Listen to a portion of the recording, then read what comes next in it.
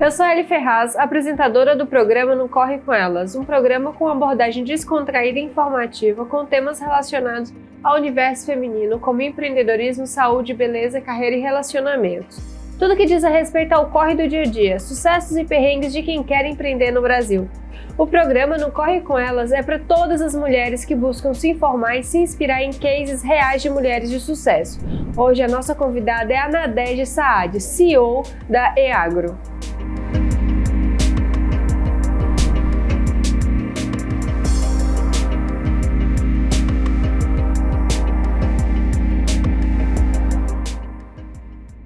Então, Nadege, como começou a sua jornada empreendedora e o que te levou a fundar, a participar desde o dia zero do projeto EAGRO e quanto tempo vocês demoraram para tirar o projeto do papel? O EAGRO nasceu antes de eu entrar como ideia, né? O EAGRO é uma fintech corporativa, nasceu dentro do Bradesco numa associação com a IBM e surgiu numa toada de digitalização do agro. Hoje o Bradesco é o primeiro banco privado no agronegócio, então a gente entendeu que a gente tinha tamanho para partir para um projeto de digitalização num segmento que é muito pouco digitalizado.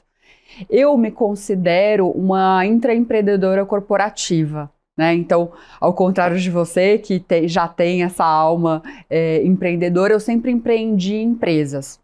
Então, eu tenho um histórico de começar áreas novas, de começar negócios novos.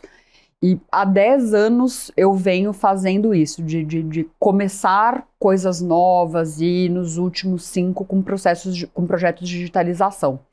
A época em que o Bradesco me chamou, eu era CSO, né, Chief Strategy Officer, de uma outra fintech argentina, e eu já estava nesse projeto de digitalização do agro, então casou muito, né, a vontade de fazer diferença dentro de uma instituição financeira do tamanho do Bradesco. O propósito do EAGRO é uma coisa muito legal, que é de democratização de acesso ao crédito, de acesso a produtos, então teve muito fit com o que eu acredito, que eu tenho por filosofia dentro do agronegócio e com o meu perfil de intraempreendedorismo.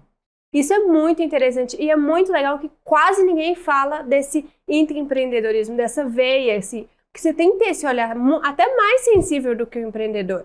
Porque a gente tem ideia, que eu sempre comento, não sei se você concorda, que a gente tem aquela paixão, aquela vontade, aquela coisa, mas você também já tem um olhar frio, analista do que vai funcionar, do que não vai funcionar.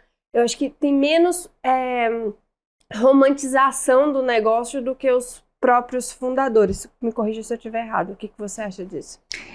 A paixão sempre existe, né? Então, e a paixão dentro do segmento da agricultura é uma coisa que você tem que ter, porque é apaixonante por si, pela complexidade, pelos desafios que a gente enfrenta, pela importância do setor para o Brasil. Então, a paixão em mim sempre existiu, seja nesse projeto ou em outros que eu fiz. Mas sim, você tem razão, a gente tem um olhar muito mais analítico. E é claro que quando eu entrei no projeto do EAGRO, muita coisa estava pronta, mas mais do plano de negócios, mais de números. E a gente mudou muito o que estava previsto para ser o EAGRO, né? Eu trouxe toda a equipe. Tinha 2 pessoas lá que são ele brinca que ele é o pai do projeto e fala, olha, você é avô agora, que o projeto já tá grande, que agora a mãe sou eu. E é o nosso CTIO e a nossa CPO eram as 2 únicas pessoas que já estavam lá. E eu trouxe toda a equipe, né? Então isso acaba pesando a mão dentro do projeto, a gente coloca um outro olhar. É muito diferente hoje o EAGRO que existia lá no papel do EAGRO que realmente tá aí fazendo seu primeiro bilhão daqui a pouco, né? Primeiro bilhão.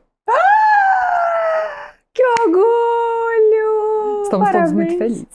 Ai, que delícia, gente. É tão bom, né? Quando vê deslanchando assim.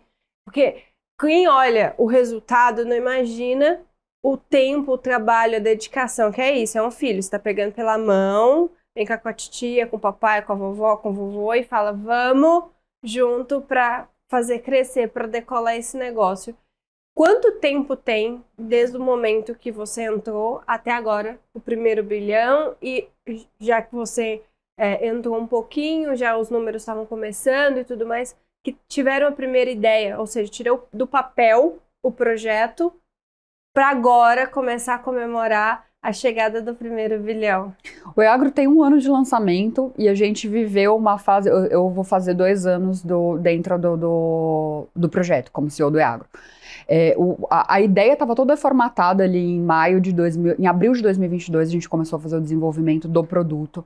E é um produto que é um MVP, né? A gente trabalha como se a gente fosse um eterno MVP, produto de tecnologia. Você tem que ter esse olhar, você tem que pensar sempre na experiência do cliente, você tem que ir evoluindo seu produto até para estar à frente do mercado. Mas, por muito tempo, a gente viveu na empresa como se metade projeto, metade empresa. Então, você tinha ali os primeiros, né, produtos engatinhando. Claro que não eram os produtos totalmente ideais, mas a gente ia fazendo aquisição de clientes, a gente ia trabalhando, ia pilotando ali dentro de um soft launch. Essa mudança de mentalidade de projeto para empresa também é uma coisa super interessante, porque a equipe tem que fazer a mudança de pensamento, o shift de pensamento. E até às vezes o skill de uma pessoa que está fazendo o projeto é diferente de um skill de uma pessoa que toca a empresa. Completamente diferente. Completamente.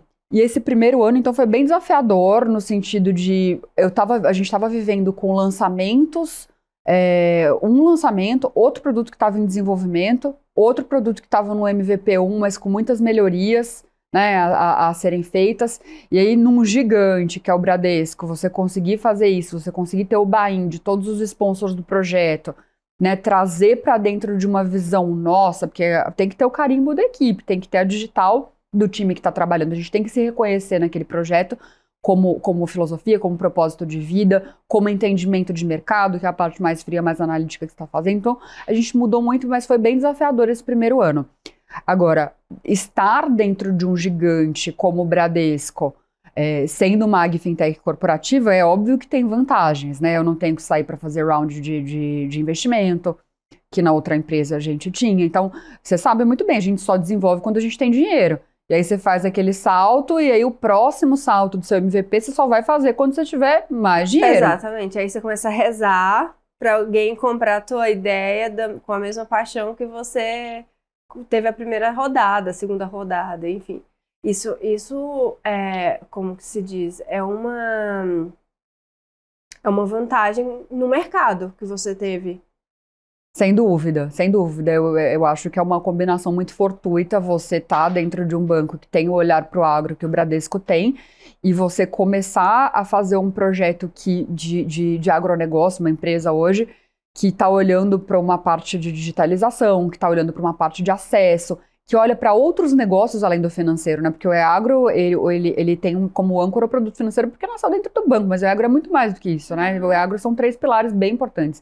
Então, a gente tem o pilar de marketplace, a gente tem dados e outras coisas que depois eu te conto mais, mas é um negócio muito mais amplo. E assim, sem te interromper, já te interrompendo, quando a gente fala de agro, de tudo, a gente tem ainda aquela mentalidade, pelo menos eu que sou leiga e não faço parte desse mercado, a gente tem aquele lado mais rústico, com menos, que não tenha tanta...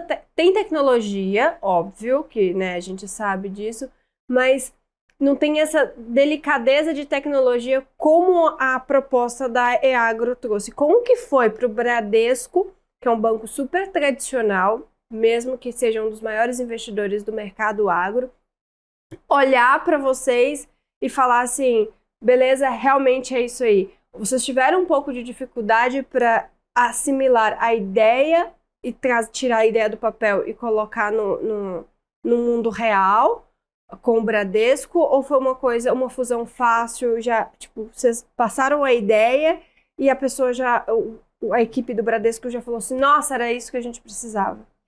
Não, teve esse primeiro momento de ideação em que a gente precisou fazer muitas provas, muitas justificativas, no business case muito robusto para provar que realmente seria uma boa ideia, seria exponencial dentro do agronegócio e aportaria ao banco.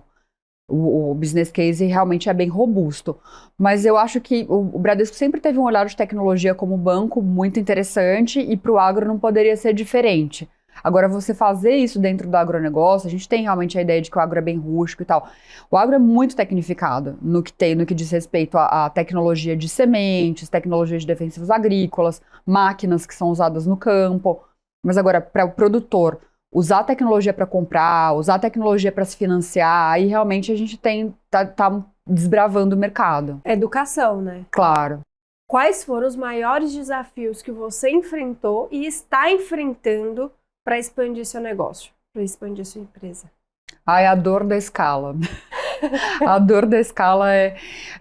Eu acho que esse primeiro ano, né, de operação, a gente está indo para um segundo ano, você ainda convive muito com uma parte da empresa que é projeto e a outra parte que é empresa. Então, você tem questões como cultura, né, é uma outra empresa. Você tem que instalar a cultura ali e a equipe, os talentos que estão ali dentro, fazendo parte do EAGRO, levando o EAGRO para o mercado, tem que respirar essa mesma cultura. Então, essa parte eu acho que é fundamental.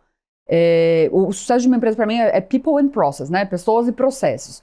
Instalar os processos também, a gente ter as nossas dinâmicas, sendo que tem uma parte de desenvolvimento pesada, que consome a agenda, e ao mesmo tempo você ter a agenda de empresa, acho que são esses os grandes desafios, né? Você conseguir casar as duas coisas. Usam a metáfora de voar, pilotar o avião, construindo ainda a máquina. Eu falo lá na JUS também que a gente está voando e reformando. Voando e reformando ali, tá fazendo a manutenção, fazendo tudo e não pode deixar cair porque senão já era.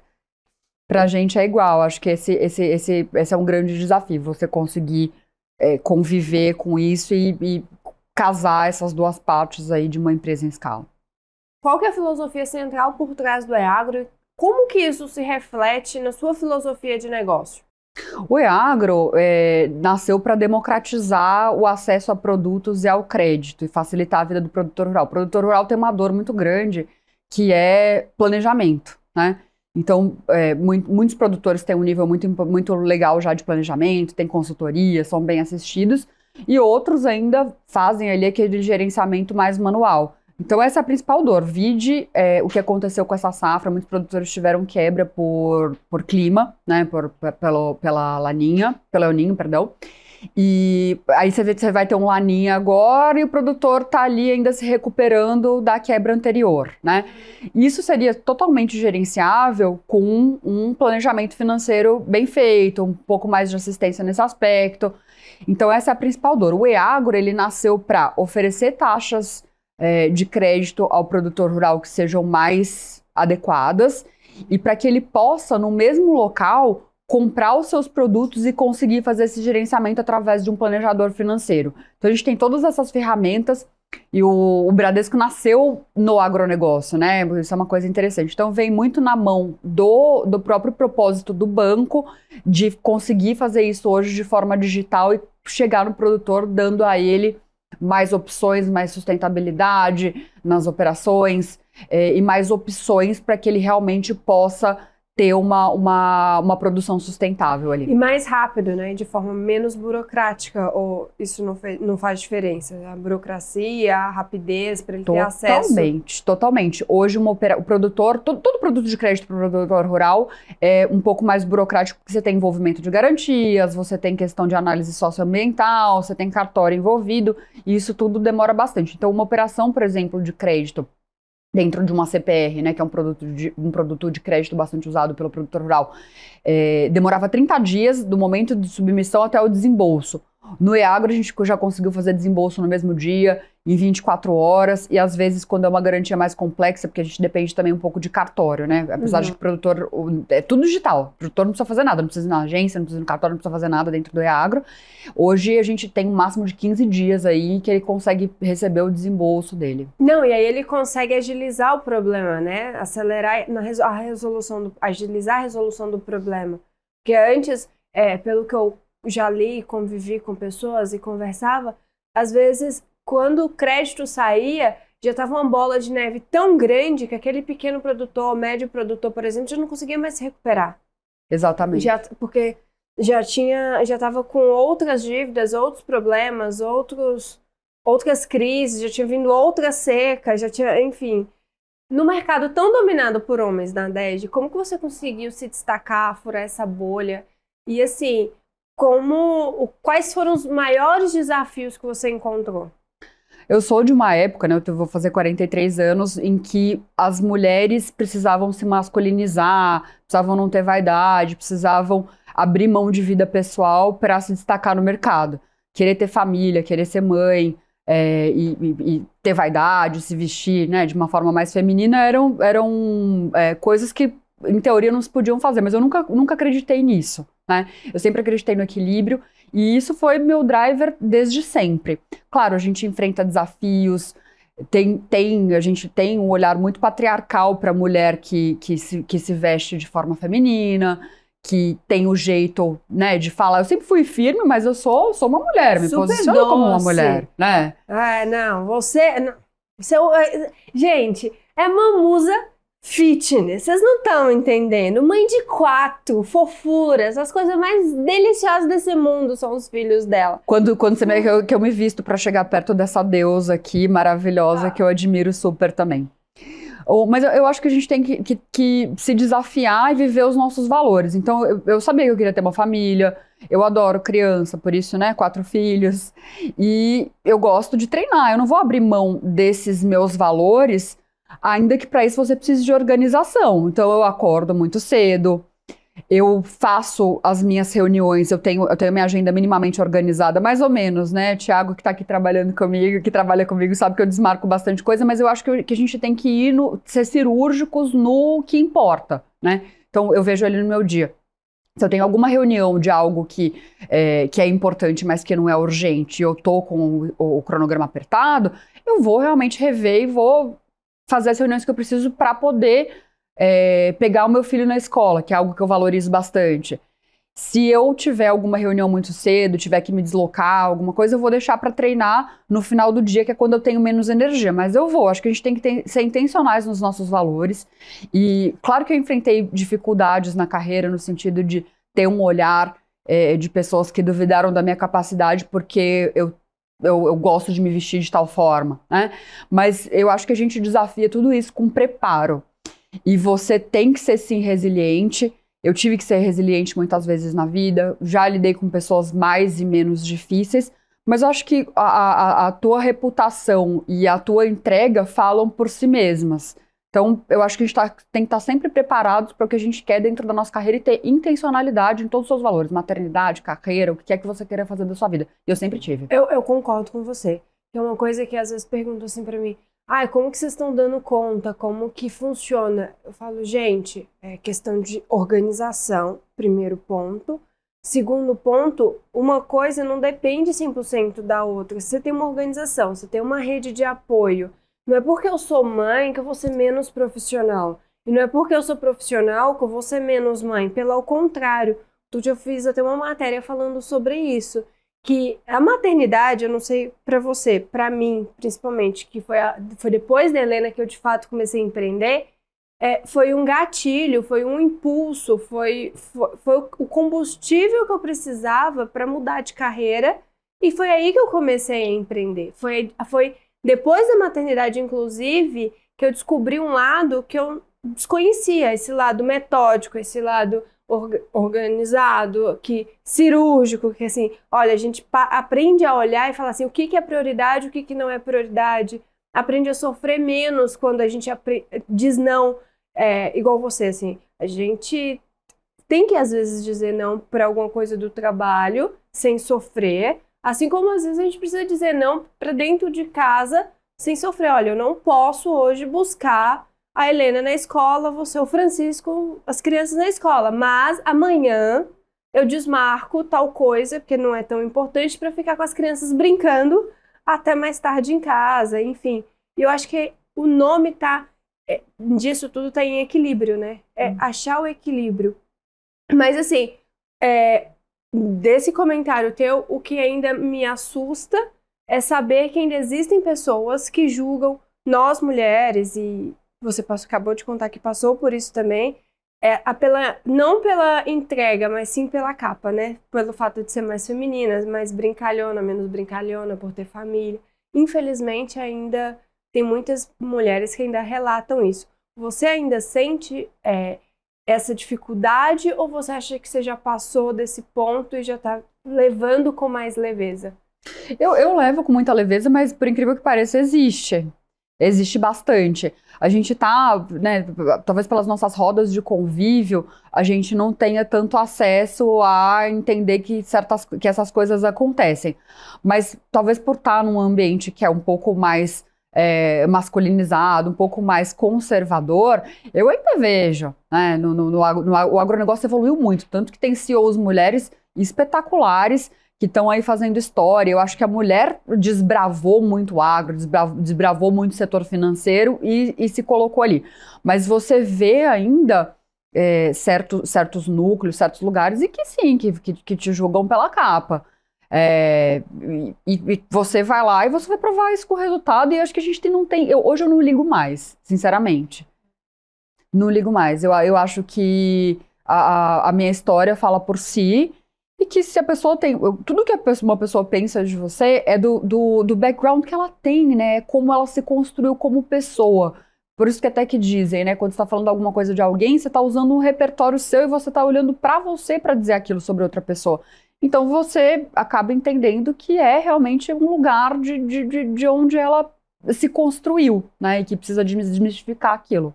Quais são os principais valores que você busca instilar na sua equipe? Como que você lida com isso? Você dá autonomia? Você microgerencia? Como que funciona esse processo de pessoas dentro da sua empresa?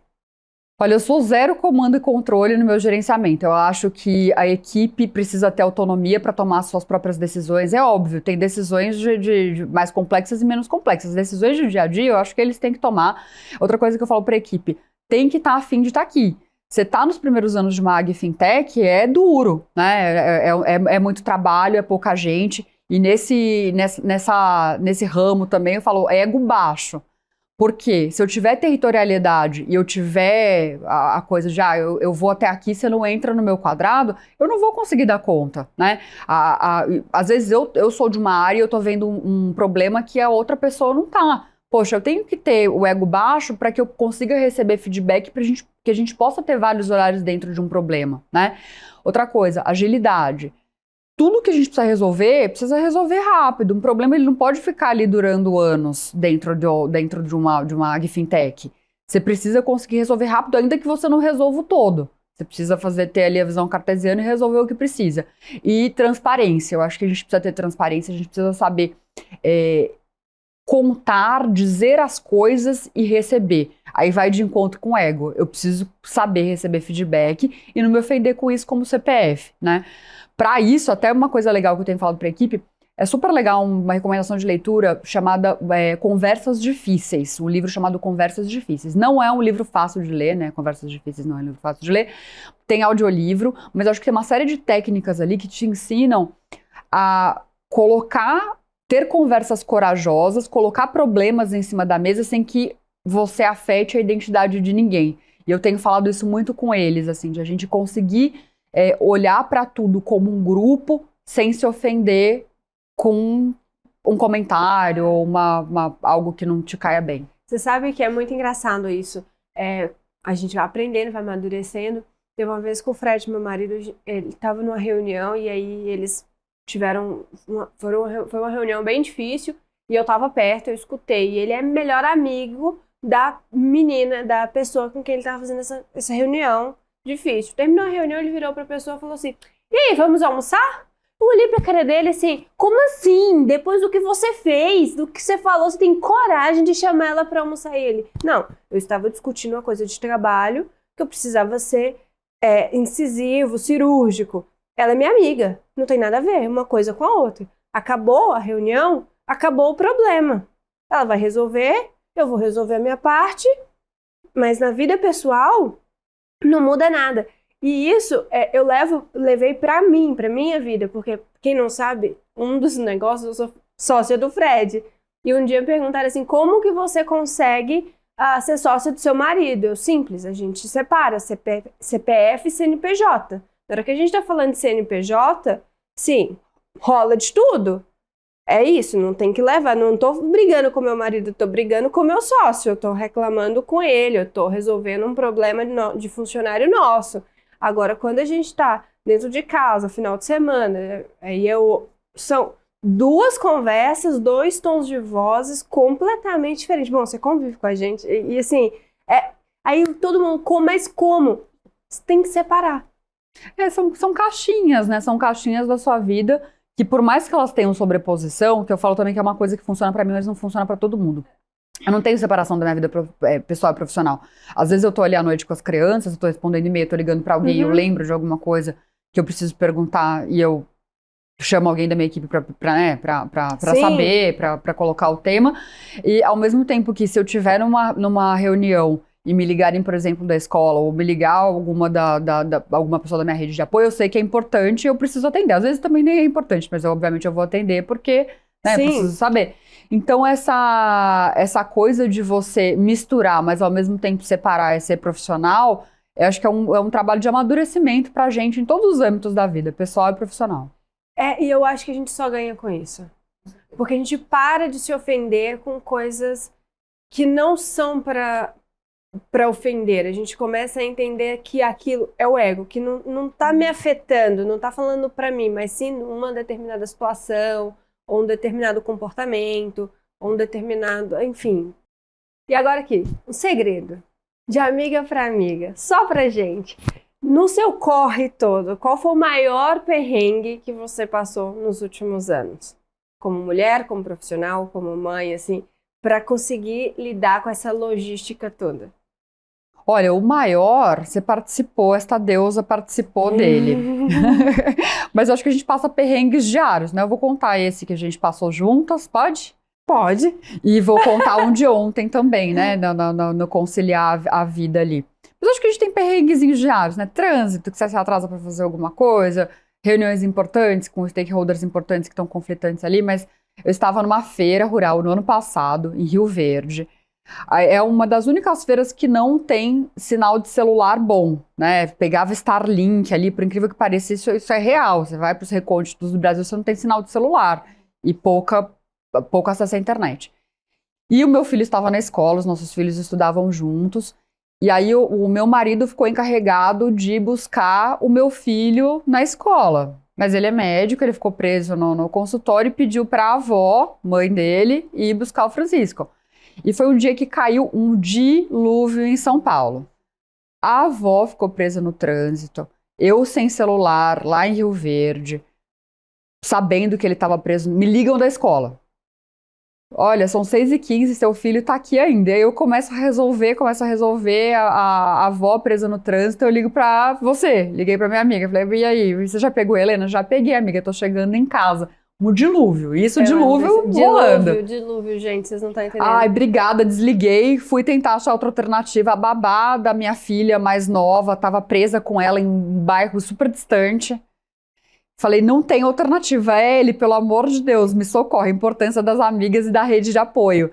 Pois ela voltou, ela pegou outro táxi, ela já tinha chegado na casa dela, né? Pegou outro táxi com o marido saindo de viagem, tá? Tava saindo de viagem, daí a meia hora foi lá, pegou meu filho e aí a avó conseguiu pegar ele lá. Mas esse foi um perrengue grande que eu passei e você me ajudou, muito obrigada. Imagina, amiga. Rede de apoio. É tudo. É tudo. Uma segura a mão da outra e vai. Senão ninguém voa. Ninguém voa sozinho, gente. Tudo precisa de uma comunidade, de pessoas ali. De A a Z, todo mundo é importante, assim, pra gente conseguir chegar onde a gente tá chegando. Qual que é o segundo perrengue? Eu só vou contar o de ontem. Eu tenho uma rede de apoio grande de pessoas que trabalham comigo. Eu tenho as minhas amigas, eu tenho os familiares. E das pessoas que trabalham comigo, uma das pessoas que faz, né, o turno ali da manhã tá com dengue. E acabou que agora, até contando um pouco da história, né, eu tenho recentemente mais 2 filhas, né, que não vieram do meu corpo, elas vieram por meio da adoção, elas são pequenininhas, elas estão com a gente há pouco tempo, e eu tenho outros 2 filhos. Então, com 2 filhos, você conseguia conciliar. Agora, com 4, saindo para fazer as suas atividades de manhã, você precisa ter pelo menos 2 pessoas ali para ajudar. E ela, infelizmente, ficou doente, então antes das 7 da manhã eu dei banho, vesti e alimentei 4 crianças e precisei levar o meu filho comigo para trabalhar. Mentira! Sim. O mini chefinho foi? Foi, fez conta na lousa, participou de uma reunião ali com todo o meu time sênior, se comportou. Aí todo mundo depois no final falou que ele era educado, eu fiquei morrendo de orgulho. Ah, mas ele é um príncipe, gente. É um príncipe. É, amiga. Não corre, né? O que seria da gente sem esse corre? A gente é seres integrais, né? E você valoriza a tua carreira da mesma forma como eu valorizo a minha. Eu não sou um ser inteiro sem minha carreira. Minha carreira é muito importante pra mim. E não é que é importante eu ir levando. Eu quero crescer, eu sou super ambiciosa. Eu quero mais, eu quero cada dia mais. Eu quero levar esse negócio para outro patamar. Eu quero ter outro nível de exposição, de responsabilidade. Eu acho que a gente sempre tem para onde crescer, né? E eu sou ambiciosa e isso faz parte de mim. E eu também sou mãe. E são coisas muito importantes que me tornam Nadege. Da mesma forma como te torna ele os seus valores. Eu acho que é isso, a gente tem que correr atrás dos nossos valores e com intencionalidade. Ah, eu não consegui, tô frustrada porque eu não consegui ir na academia. Muitas mães relatam pra gente, né? Não consegui. É porque não é teu valor. Porque o dia que você puser intencionalidade em tudo que você quer fazer, e claro, né? Isso não é de um dia pra noite. Você precisa realmente se fortalecer, se entender, se organizar mais do que tudo. Mas acho que a gente tem que viver os nossos valores. Esses são os meus. Eu concordo com você. Nadege, muito obrigada. Obrigada por ter compartilhado um pouco da tua experiência profissional, ter dado dicas, inclusive do livro. Obrigada por compartilhar com a gente também seus corres, seus perrengues na maternidade, suas realizações, seus sonhos e ambições. E obrigada, amiga. Obrigada mesmo por ter vindo. Muito obrigada. Vida longa ao No Corre com Elas. Você é uma pessoa que eu admiro muito e que tenho certeza que vai ser um sucesso esse programa. Adorei estar aqui, adorei contar nosso perrengue juntas. E um prazer sempre conversar com você. Muito legal a nossa conversa. Obrigada. E esse foi mais um programa No Corre com Elas. Muito obrigada pela participação e espero vocês no próximo programa aqui na BMC News.